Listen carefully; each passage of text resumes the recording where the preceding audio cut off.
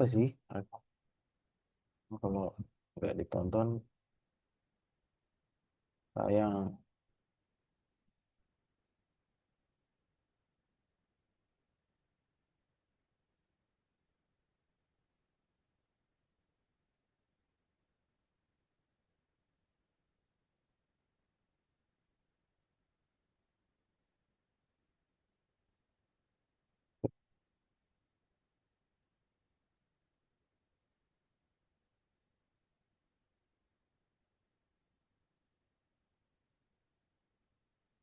Hari ini kita akan bahas progres hari ketiga ya. Progres hari ketiga. Oke, oke teman-teman. Ini hasil iklan di hari ketiga buat yang udah nonton rekamannya atau yang kemarin sempat ikut live. Masih ini ya, masih ingat apa aja strategi terakhir yang kita bikin ini hari ketiga ya. Ini salah ya, 10 juta berarti bukan segini ya dia. Ini saya hitung nanti ya. Oke, hari tiga kemarin ada 5 campaign. Campaign pertama budget 660, campaign kedua budget 550, campaign ketiga budgetnya 10 juta, dia pakai bid cap dan bidnya 150.000. Campaign keempat budgetnya sama 550.000, campaign kelima budgetnya sama 550.000. Kita cek keadaan campaignnya. Jadi dari 5 campaign ya, itu saya matiin satu yang campaign nomor 4 ya, dan 5 ini saya matiin eh, karena apa namanya, saya mau nyesuaiin kontennya nanti teman-teman. Jadi saya ngerasa di campaign 4 sama campaign 5 ini mau saya khususkan strategi kontennya. Jadi sementara saya matiin. Kenapa saya matiin? Karena biar perbedaan style kontennya itu signifikan nih antara campaign 1, 2, 3 dengan campaign 4, 5. Campaign 1, 2, 3 itu kontennya beda-beda semua, tapi stylenya masih mirip-mirip.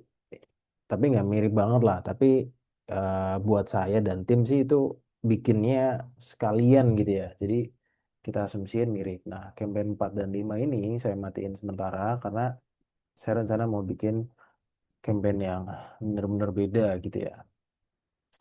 Oke, terus apa namanya? Kita langsung ngejek kali ya. Langsung eh, cek ya omset hari ini di 28.998.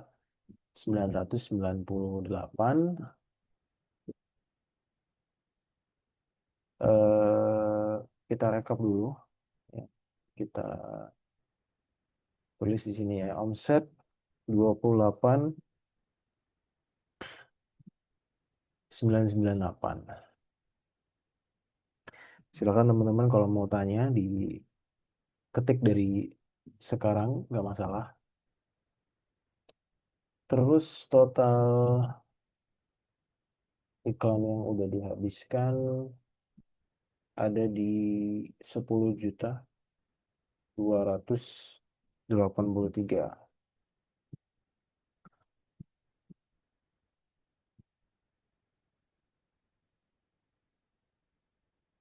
Nah, gross profitnya itu berarti saya hitung dulu ya.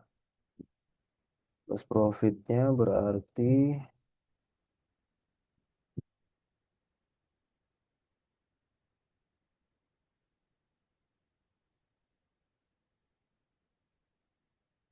18.714.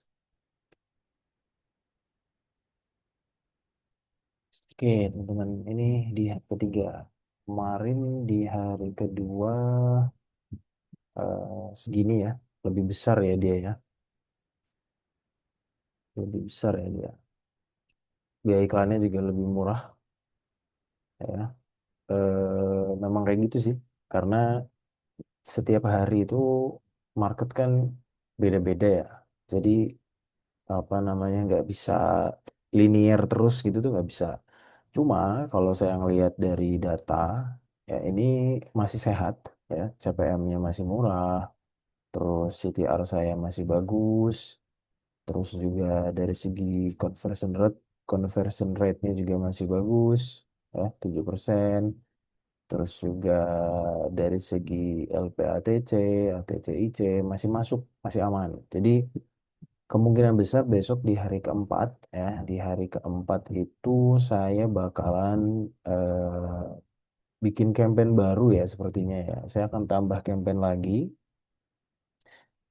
Mungkin campaign apa namanya, campaign 4 dan 5 ini saya aktifkan atau saya tambah lagi nih campaign 6 dan 7 gitu ya.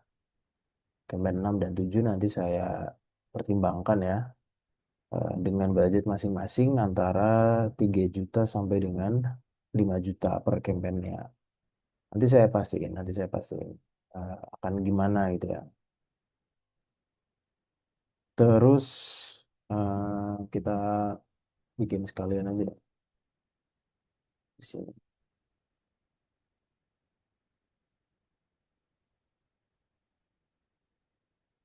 Hari,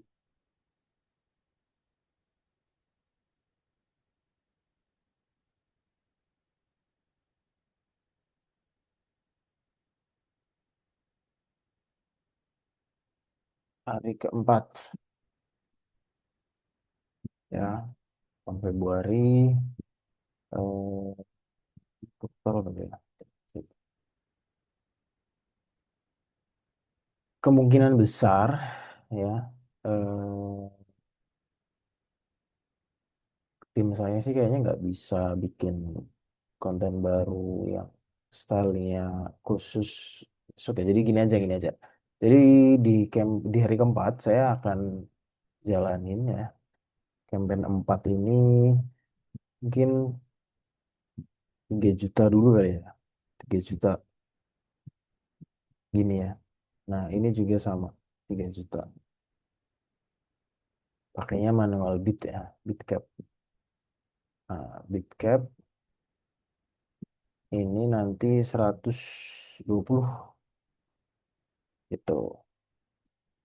Terus sama ya, ini rata-rata itu 6 konten, ya, rata-rata 6 konten dan mix ada video ada foto itu.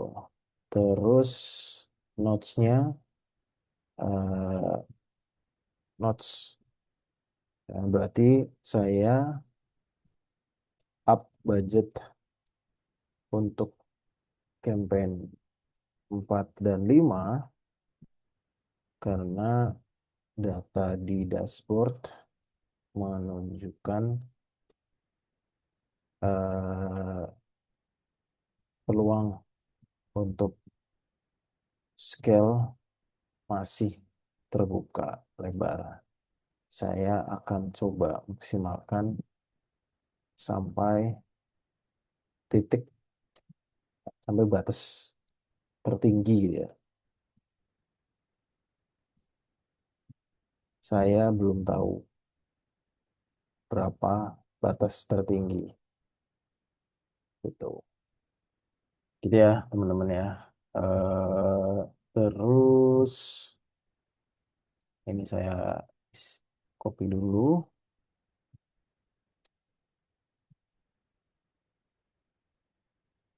Bang ke 4.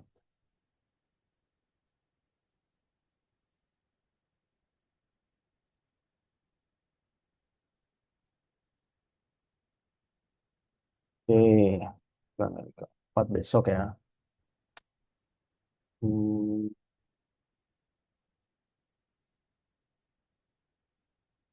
sebentar teman-teman.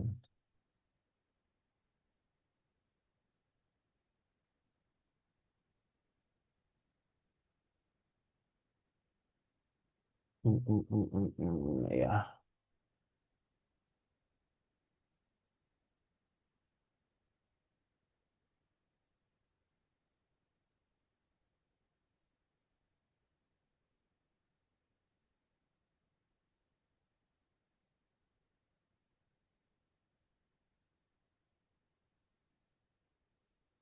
oke. Jadi di sini di hari ketiga ini ya, kalian bisa simak real time ya, bahwa ketika budget saya naik ya 10 juta nih di hari ketiga, di hari kedua kan masih 5,7. Nah, cuma di hari kedua dia gross profitnya naik nih lebih besar 21,9. Adapun di hari ketiga itu dia gross profitnya turun padahal budgetnya naik. Nah, kenapa hal ini bisa terjadi? Yang pertama, kita harus tahu bahwa kondisi market itu tidak linier. Jadi bukan berarti setiap hari itu akan naik terus, itu enggak. Terutama yang mempengaruhi ya tanggal ya, terus hari ya. Spesifik mungkin kalau misalkan kita di awal bulan di mana banyak orang baru gajian, atau di akhir bulan ya, kalau yang swasta biasanya baru gajian itu hari-hari di akhir bulan dan hari-hari di awal bulan itu biasanya untuk di omset, untuk di profit itu lebih bagus biasanya kayak gitu. Kemudian dari sisi meta gitu ya, dari sisi meta eh, biaya iklan yang tinggi ya, kalau tidak diimbangi dengan kualitas konten yang mumpuni, ya dia tidak mampu menghasilkan profit yang maksimal juga. Karena gimana pun juga kan Meta ini, Meta Ads sekedar alat kan. Dia alat yang memberikan traffic ke bisnis kita, ke website kita, dan profit yang dihasilkan ini sebenarnya ya tergantung dari value produknya, tergantung dari kontennya, tergantung dari offernya. Jadi eh, kita jangan berpikir linier gitu ya, satu tambah satu atau satu banding satu gitu kan. Kalau ngiklan 5 juta dapat 21, berarti kalau saya ngiklan 10 juta ya tinggal kali dua nih dapatnya 40 nih gitu kan, 40-an ya, nggak kayak gitu teman-teman. Nah, cuma dari sisi saya nih, saya berdasarkan tadi data iklan ya, saya cek, dugaan terbesar saya adalah karena Meta ini masih mampu ya menyerap budget iklan 10 juta ya. Saya kasih keterangan aja nih ya, insight nih.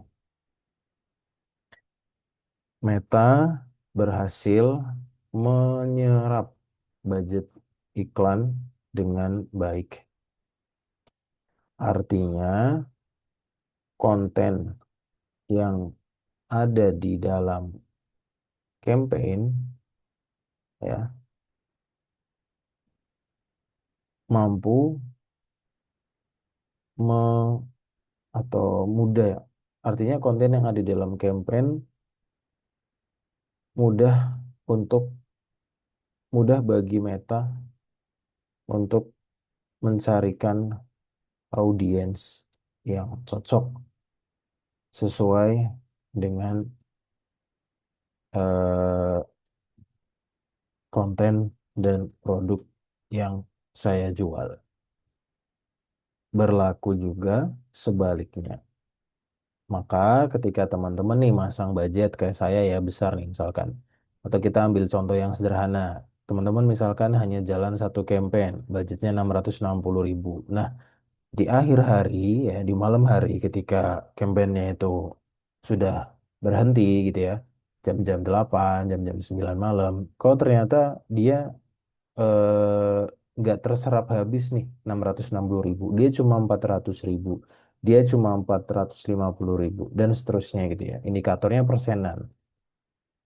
660 kali 80%, berarti sekitar 520.000. Kalau budgetnya ini hanya terserap 70 sampai 80%, maka yang teman-teman pikirkan adalah ini salahnya konten.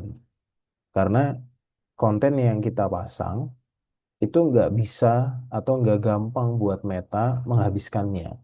Nah, Konten itu akan habis, akan mudah terserap kalau Meta gampang cari audiensnya gitu. Jadi kalau misalkan eh, kontennya itu tanda kutip jelek gitu ya, ya Meta makin kesulitan karena jangan lupa kita beriklan ini juga ada kompetitor, ada advertiser lain nih yang iklan yang juga budgetnya nggak sedikit dan Meta kan harus membagi-bagi nih market share-nya sesuai dengan bidding, sesuai dengan auction yang mereka punya. Jadi konten berperan sangat penting. Kalau misalkan kita pakainya HVV, itu biddingnya kan ditentuin sama Meta. Jadi kalau udah pakai HVV kok konten masih nggak terserap habis, 99% sebabnya ada di konten. Tapi kalau teman-teman pakai Bitcap dan kontennya terserap habis, budgetnya terserap habis, maka tidak ada masalah di konten. Tapi kalau pakai Bitcap, terus kok ternyata budgetnya nggak terserap habis gitu ya, cuma 70%, cuma 60%, maka kita sulit atau nggak bisa kesimpulannya langsung ada masalah di konten. Belum tentu, bisa jadi bitnya terlalu kecil karena pakainya Bitcap kayak gitu. Nah, berhubung di sini kasus saya biaya iklannya ini terserap habis nih. Saya yakin nanti sampai jam 12 malam gitu dia akan terserap habis nih keseluruhan ini ya. Jadi atau minimal 90% lebih ke atas ya itu diasumsikan habis. Nah, itu artinya kontennya masih oke. Nah, karena kontennya masih oke, itulah saya berani naikin budget nih di campaign keempat dan kelima yang masing-masing 3 juta. Bahkan saya coba pakai Bitcap gitu. Nah, kita cek besok di apa namanya di hari keempat apakah masih bisa terserap habis dan gimana omsetnya dan juga gross profitnya. Bagi saya gross profitnya berkurang atau naik itu urusan nanti itu bisa saya perbaiki nanti di dapur gitu ya. Biar dia bisa naik lagi, dia bisa meningkat lagi. Tapi saya lebih concern ke biaya iklannya ini bisa nggak si Meta ngabisin gitu teman-teman insight-nya. Oke, sekarang saya coba jawabin pertanyaannya.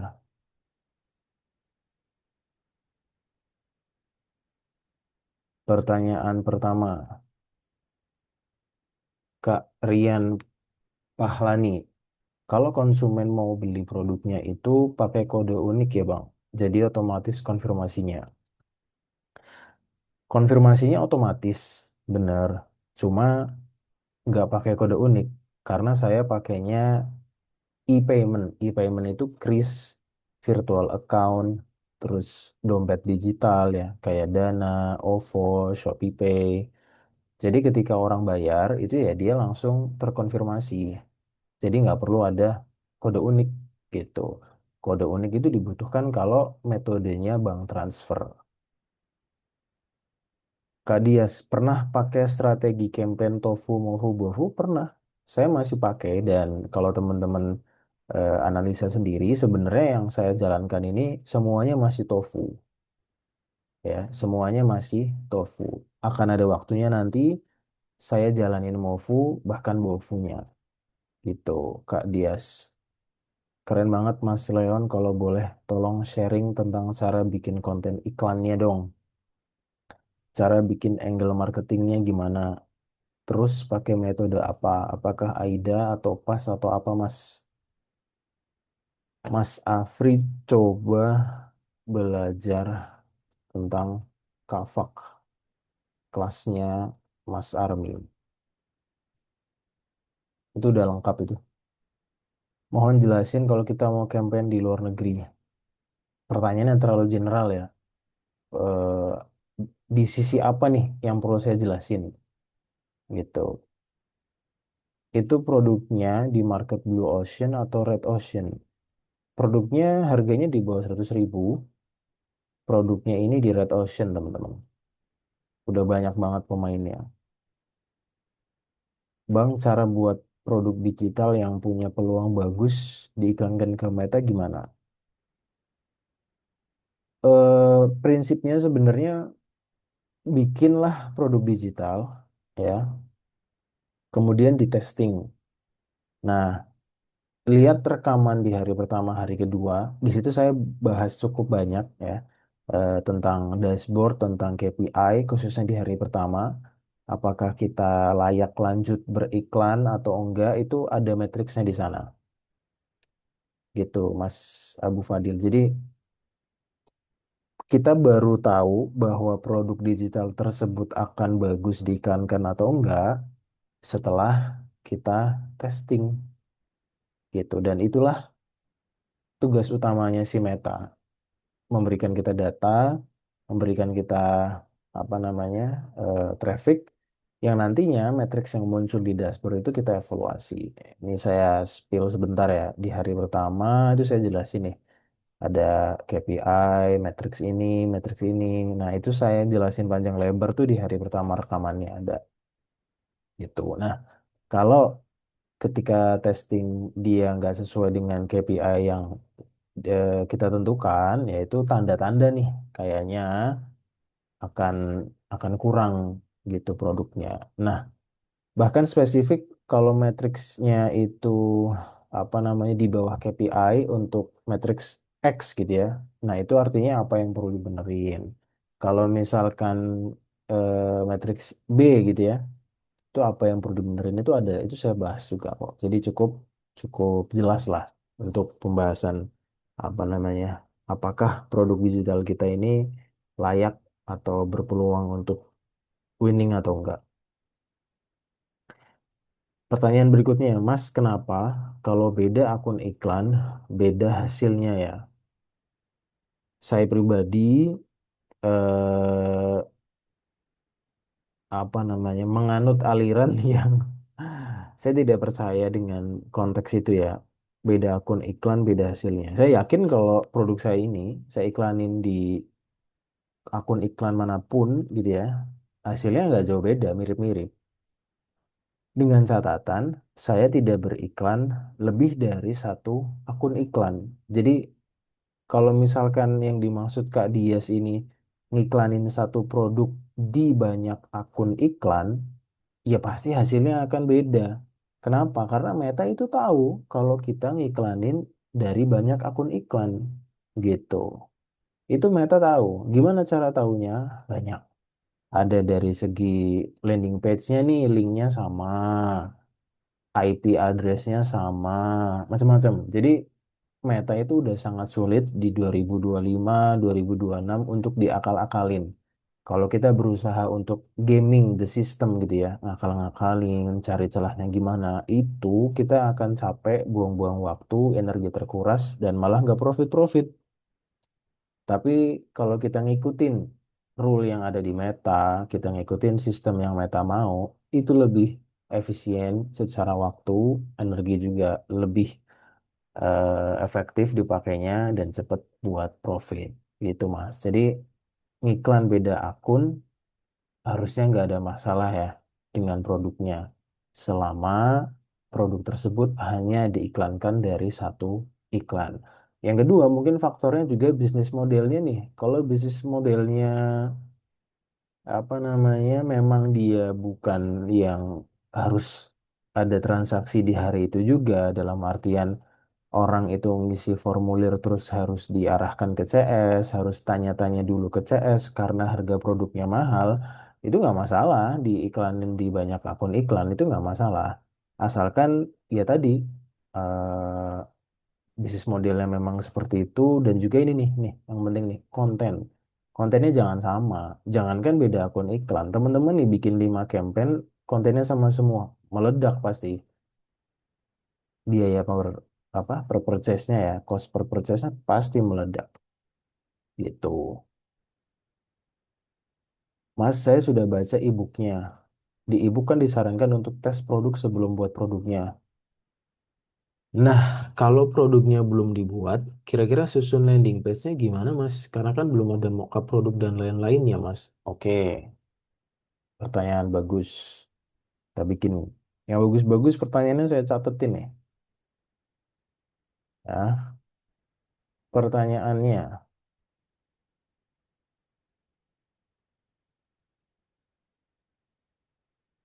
Mas, saya sudah baca e-booknya Mas Leon. Di e-book kan disarankan untuk tes produk. Nah, kalau produknya belum dibuat, kira-kira susun landing page-nya gimana?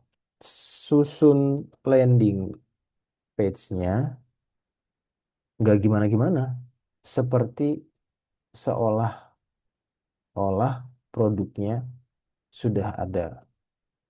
Karena kan belum ada mockup, ya berarti dibikin mockupnya. Misalkan Mas Abdurrahman ini jualan e-book. Bikin aja dulu daftar isi sama mungkin satu dua halaman ya untuk nanti dijadiin mockup. Jadi bikin covernya, ya kan? Bikin cover, daftar isi, dan beberapa halaman ya, satu sampai dua halaman isinya. Nah, eh, itu tadi cover, daftar isi, dan sebagian isinya kan ditempel tuh di landing page gitu kan. Dijadiin slider gitu kan. Nah, nanti di landing page di bawah dan juga di checkout page-nya, kita beri keterangan.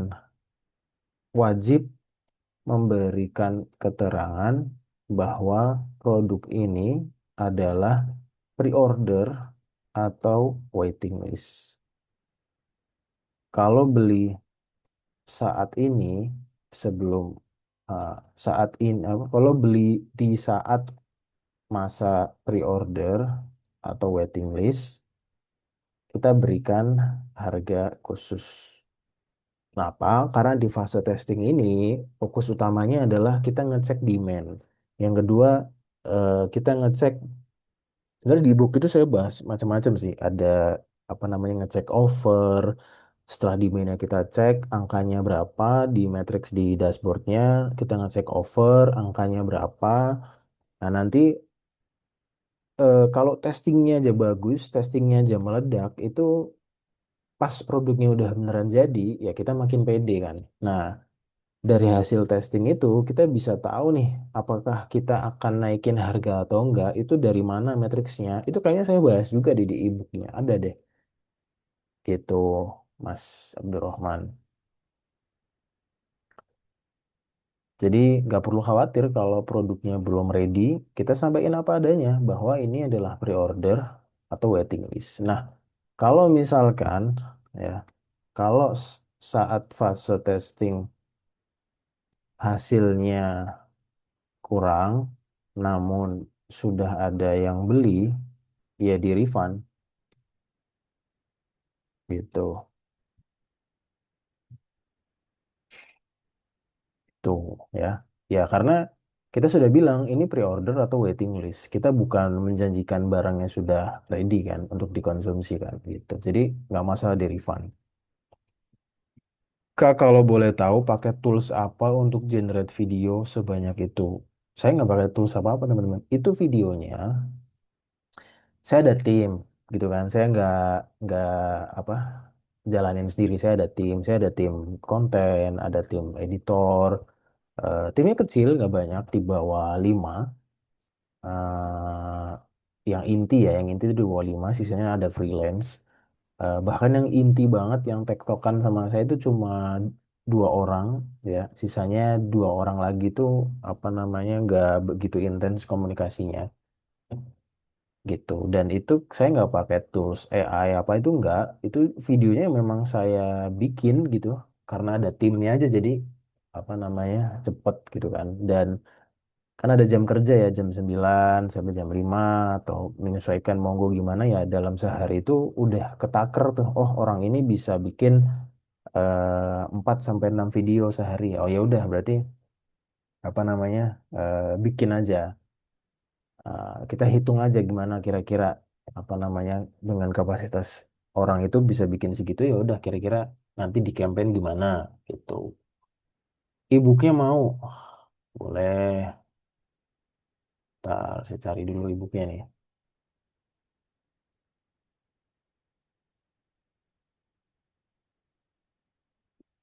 E-book, e-book, e-book, e-book.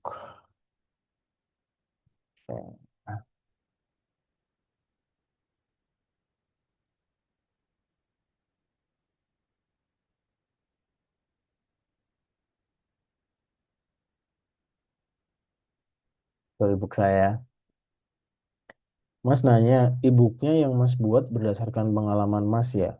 Betul, pengalaman saya sendiri itu. Sama kalau boleh bagi ilmu, teknik buat LP apa bisa di-share kerangkanya? Kan saya share di e-booknya. Di e-book itu saya share, apa namanya, bahkan saya share LP yang saya pakai. LP yang saya buat, sorry. Itu saya screenshot semuanya Mas di e-book Mas. Gitu. Dan produknya masih dijual sampai sekarang ya. Mas, apakah ada saran produk digital produk digitalnya di niche apa Mas untuk iklan di Meta Ads? Dan apakah perlu IG-nya yang sudah punya follower banyak? IG nggak harus punya follower banyak. Definisikan follower banyak itu berapa? Kalau 10.000, 20.000 nggak harus. 1.000 nggak apa-apa, 500 nggak apa-apa, 300 nggak apa-apa. Nggak ada masalah sih. Di pengalaman saya pribadi ya, memang kalau ngomongin apakah followers banyak berpengaruh, berpengaruh. Tapi bukan berarti yang followersnya nggak banyak, nggak bisa cuan. Bisa. Karena substansinya, intinya, fundamentalnya bukan di situ. Gitu, Mas Abu Fadil. Dan saran produk digital, niche-nya apa, saya bahas di ebook. Uh, ebook saya ini saya tulis beberapa bulan yang lalu ya, dan ya cukup lumayan lah buat ngasih insight tipis-tipis ya. Ini ada chapter 5 materi skill A belum sempat saya tulis. eh Pengen sih biar mantep gitu komplit ya. Cuma ya ntar deh ya. Itu ke teman-teman. Ada lagi pertanyaan?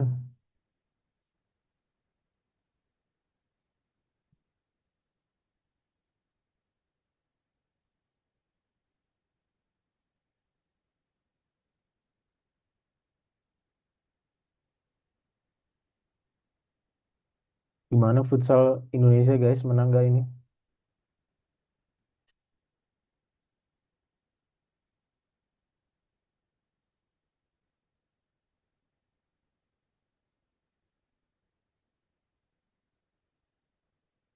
Wih, 4-4 lawan Iran bro.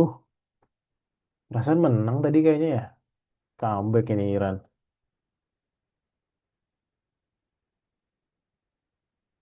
Ya Allah.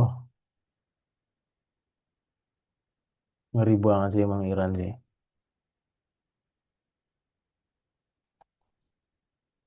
Oke, oke, oke. Kembali ke topik lagi nih. Jadi timnya juga buat prodiknya ya?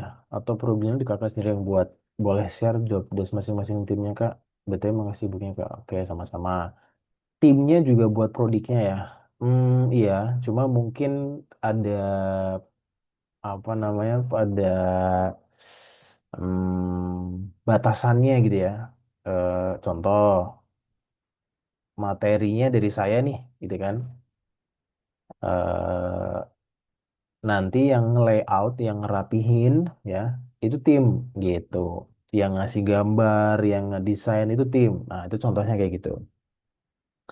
Atau bisa juga gini, saya ngasih apa namanya daftar isi, terus saya ketik poin-poin pentingnya, nanti tim saya yang melengkapin, terus saya cek ulang. Nah, itu juga bisa.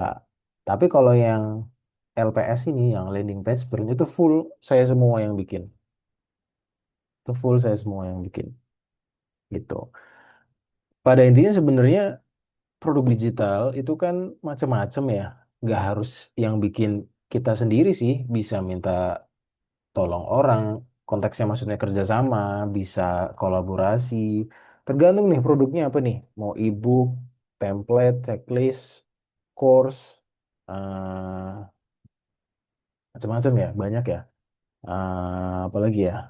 Konsultasi juga bisa. Jadi nggak harus dari kita sebenarnya. Bedanya ya kalau memang dari kita sendiri cepet eksekusinya kan gitu.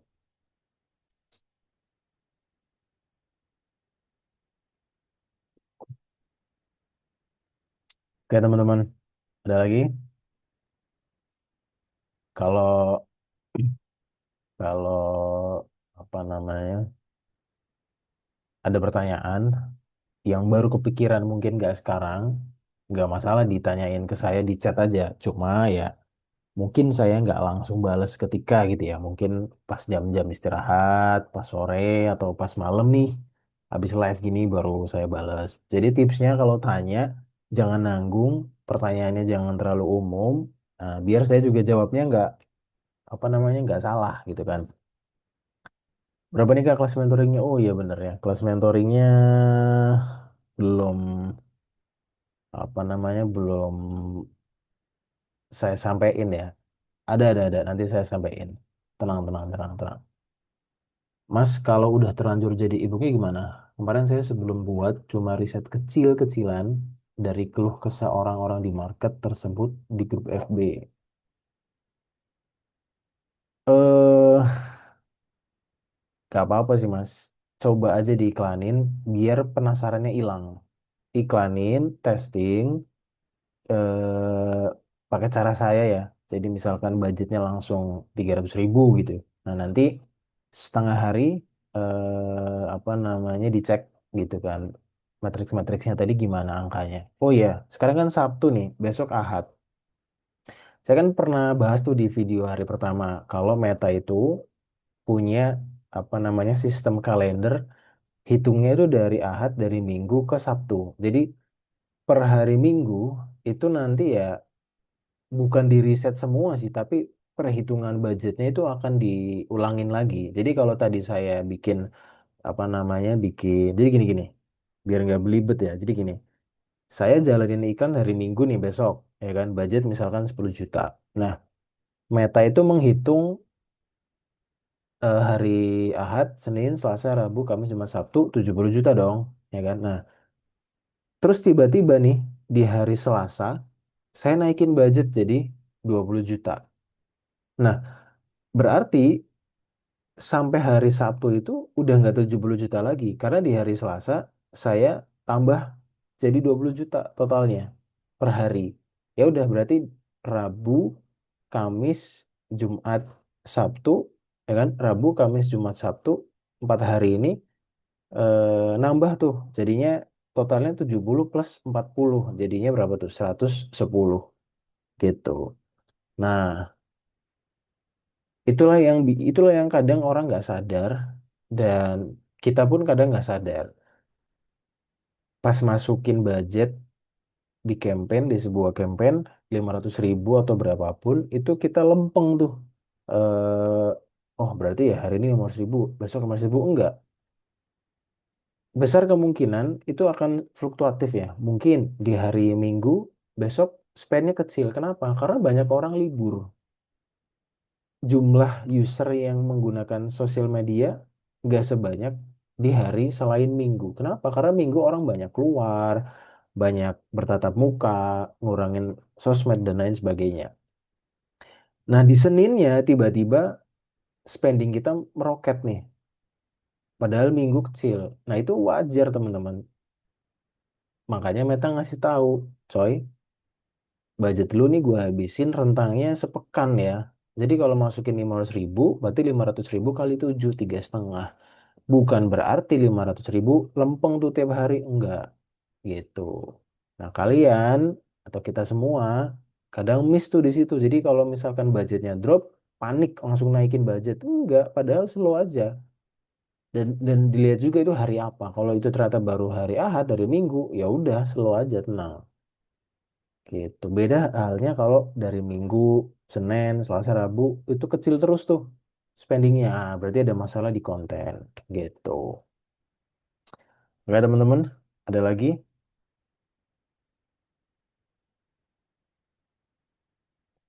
Mas di fase testing apa cukup buat satu LP atau harus beberapa LP juga? Hmm,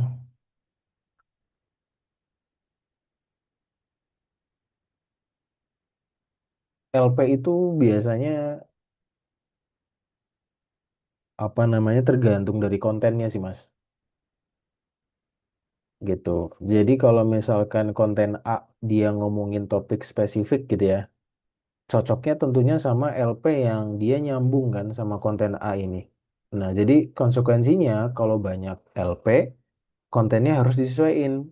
Konten yang bahas LPA ada, konten yang bahas LPB ada, dan seterusnya. Nah, cukupnya gimana? Gak masalah, tergantung Mas Abdurrahman nanti mau nge-explore sekaligus atau mau satu-satu gitu kan. Biasanya kalau risetnya mantep ya, risetnya nggak nanggung, itu udah udah ketahuan nih. Oh, saya punya 3 LP utama nih. Eh, hasil dari riset saya dapat problem ini, saya pede nih yakin. Tapi kalau risetnya nanggung, kurang, biasanya ya itu cap cip cup kan tebak-tebakan. Ya udah resikonya waktunya lebih waktu yang diperlukan lebih banyak dan ya apa namanya budget yang dibutuhkan juga menyesuaikan gitu kan. Nah, cuma nggak ada nggak ada aturan khusus gitu cuma satu LP atau nggak ada sih mas tergantung masnya produk itu tuh bisa dimainkan di berapa angle berapa headline itu bebas mas bebas nggak ada sih saya pribadi sih seringnya ya lebih dari satu ya gitu seringnya lebih dari satu dua tiga gitu ya jadi satu campaign satu adset ASC ada 5 sampai 6 konten ya atau 4 sampai 6 konten di dalam apa namanya konten itu ada 2 sampai 3 LP gitu. Dan gak jarang juga saya cuma satu LP gitu. Kalau memang saya mantep gitu ya sama sama LP itu gitu. Kak Yusrin, aku masih bingung di iklan Bang. Gimana sih metanya? Maksudnya gimana tuh Kak? Coba lebih rinci lagi pertanyaannya. Kak, konten carousel atau single image masih oke nggak? Masih, saya pakai single image juga yang tadi di apa di rekap itu dari hari pertama sampai hari ketiga ini itu saya ada image-nya juga. Masih oke atau enggak itu tergantung message yang teman-teman sampaikan. Jadi bukan berarti video selalu lebih bagus dari image dan sebaliknya. Bukan berarti image selalu lebih bagus dari video. Nggak kayak gitu teman-teman. Bikin video pun bayarnya mahal, tapi message-nya nggak clear, overnya nggak nendang, ya tetap jelek. Sebaliknya, image yang dia mungkin dibikinnya serius, headline-nya benar-benar dipikirin, layoutingnya dipikirin, fontnya, size-nya, warnanya, fokus orang baca, rata kiri, center itu dipikirin semua. Sangat-sangat sering terjadi gambar tersebut, image tersebut menghasilkan lebih banyak sales dibanding yang video. Karena bikin video nggak gampang. Banyak faktor, ada faktor hooknya, attention span-nya, footage-nya, macam-macam. Kompleks. Belum bayar editornya. Nah itu jam terbang biasanya. Atau paling gampang ya contek kompetitor. Tapi biasanya pas kita praktek juga sulit gitu.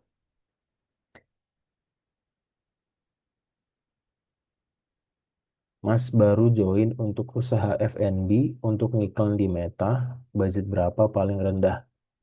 F&B, saya kebetulan juga punya F&B, ngiklan di Meta budget berapa? Paling rendah ya 100.000 nggak apa-apa, masih oke itu, masih oke. Sebenarnya lebih pas lagi ya kalau sudah dihitung spesifik ya, iklan itu akan dibebankan ke apa namanya ke biaya operasional perusahaannya bahkan ke HPP produknya tuh udah masuk gitu kan. Nah, itu lebih sip lagi sebenarnya gitu. Jadi tapi itu untuk yang sudah settle ya biasanya. Tapi untuk simple jawaban simple asal jalan dulu 100.000 150 masih oke. Jangan lupa nanti di setting lokasinya ya radiusnya. Ke Abdurrahman berarti yang paling penting itu message match antara iklan dan sales script di LPS tool. Dan kapan kita tahu message-nya itu match atau fit antara iklan dan sales script di LP? Data. Datanya akan berbicara di situ. CPR-nya murah, ROAS-nya bagus, CTR-nya bagus, LPATC-nya bagus. Itu yang akan memvalidasi. Jadi nggak pakai perasaan, oh Produknya market fit kok, market fit kata siapa? Oh ternyata kata datanya, ini datanya coy bagus, nah, gitu. Buset, gue bukan Ustadz Kak Yusrin, ajarin mata Ustadz, siap, izin. Nanti Japri aja Japri ya, Kak Yusrin ya. Gitu. Soalnya kalau ajarin meta ads bisa sampai subuh nih, bahkan lebih nih kalau dari nol putul ya. Tuh. Oke teman-teman, ada lagi sebelum saya close. Berapa ini skor futsal, guys? Ini pelanggaran ini nggak nonton. 5. Oh belum ya.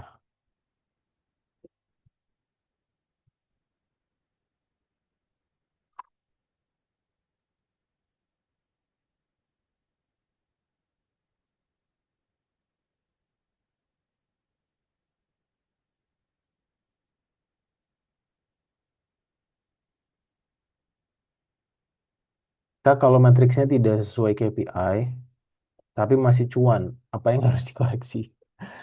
Cuannya berapa? Apakah cuan, gini aja, cuannya berapa persen dari biaya iklan? Coba jawab itu dulu.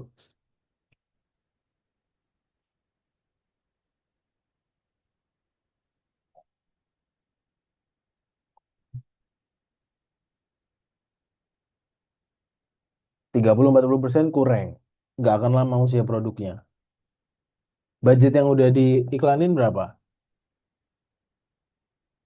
Budget iklannya berapa? Profit 30-40%. Budget iklannya berapa?